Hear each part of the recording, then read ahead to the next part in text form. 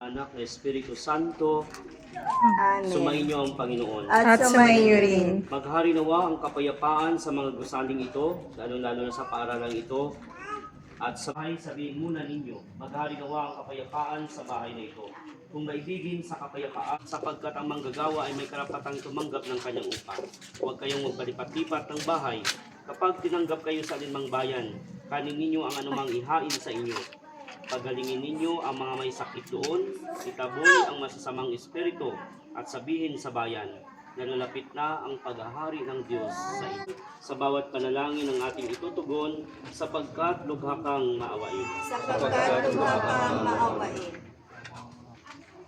Ang mga pagmamahal, loobin mong pati sa mga kapuspalad, bukha at sawi, iniluluhog mo. Sapagkat lubha kang maawain. Amang may kapal,